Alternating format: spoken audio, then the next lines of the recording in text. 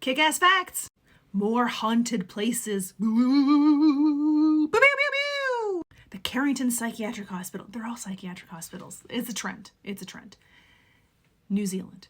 Carrington Hospital was built in 1865. It was the largest psychiatric hospital in the country at the time. It could house over 900 patients. No longer housing mental patients, it is now the home of the Carrington Technical Institute. The changeover happened in 1976. Building 1 currently houses the schools for architecture, art and design, and landscaping. There are verifiable reports of patient abuses and an average of 8 deaths per year, many of them unalivings. One particularly bad fire in 1877 was set by a patient who had obtained matches from a visiting family. A woman died in the fire. Building 1 is the largest structure on the campus complex. It is here on the 3rd floor that there have been reports of furniture moving in seminar rooms, shadows moving when no visible passersby were there, and most eerily, the sound of children's voices singing and laughing. What were children doing in a psychiatric hospital? Come on. In some of the art studios, various items such as paintbrushes, paint pots, and chairs have spontaneously moved to different parts of the rooms as students were actually working on projects. Some students working late at night have reported terrifying experiences of being pushed, sounds of water running in bathrooms, and cold spots in the hallways. Manly Quarantine Station in Australia. This quarantine station in Sydney's harbour was used to hold settlers who came off of ships that were suspected of having diseases such as the bubonic plague or smallpox. Unlike other haunted locations, almost every building across the station has reports of spotted apparitions or ghostly figures. We will focus on the city's most haunted bathroom.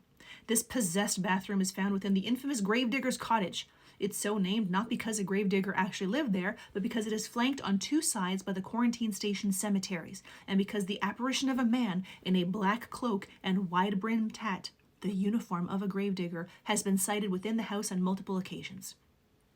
This is not the scariest thing that's happened there. The sensation of hands wrapping around the throat, of being pushed down from the chest and being submerged underwater have been reported by countless people. Spiritual mediums and paranormal investigators believe an unknown woman was attacked and murdered within the cottage, drowned in the bathtub. A photographer was sent to the site and said almost immediately, "I sensed what felt like a thumb pressing under my chin. It was really quite painful, so I had to run the hell out of there," swearing profusely, she recalls. There was definitely something going on with the floorboards, and by the end of the shoot, I felt prickly heat all over my body. I was running in and out of there like a mad woman. The Tower of London. It is one of the city's most iconic landmarks, and it has seen some shit. The tower has over 1,000 years of history and ghastly happenings, including gruesome executions, murders, and torture. Visitors have noted experiencing repulsive smells, ice-cold rooms, and sightings of ghosts surrounding the towers. There are many often reported spirits. Let's cover them off. Anne Boleyn, the second wife of Henry VIII and the first wife he executed. Anne is the most famous and persistent of all the tower ghosts. She is seen on the Tower Green where she was executed, wandering around as a headless body. Henry VI was stabbed while praying in Wakefield Tower, which he haunts to this day. He appears at the stroke of midnight. Don't they always? Lady Jane Grey was only queen for 9 days before being executed by Mary Tudor, aka Bloody Mary, along with Lady Jane's husband, Lord Guilford Dudley. Lady Jane Grey's ghost is seen wandering the battlements, a lonely, solitary figure. Lord Guilford Dudley's ghost haunts the Beauchamp Tower, sitting in his cell and weeping late into the night. Lord Dudley is also said to be responsible for the word Jane etched into a wall. Margaret Pole, Countess of Salisbury, was a victim of one of the most gruesome botched executions in history. When the Countess reached the scaffold where she was to be beheaded, she refused to kneel, saying, "So should traitors do, and I am none." When the executioner raised his axe, she ran, and he chased her all around the scaffold, hacking at her until she died a gory death. Her ghostly screams can still be heard in the Tower Green, and a few visitors claim to have seen a ghostly reenactment of the chase. The White Lady, no one is sure who she is, but she haunts the White Tower. Her presence is typically announced by an overwhelming smell of cheap perfume. Imagine that being your legacy. Is that exclamation? G. Vizzle must be here. So strong, it has made several tower visitors sick. It must have been Axe then. A few visitors report being tapped on the shoulder only to turn around and see nothing but a wisp of white. The Prince.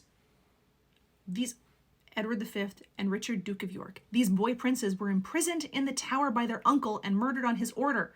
When the bones of 2 small boys were found under the stairs in 1674, most people believed them to be the missing princes, and the bones were given a royal burial at Westminster Abbey. The figures of 2 lost boys wearing nightshirts holding hands are frequently seen in the White Tower.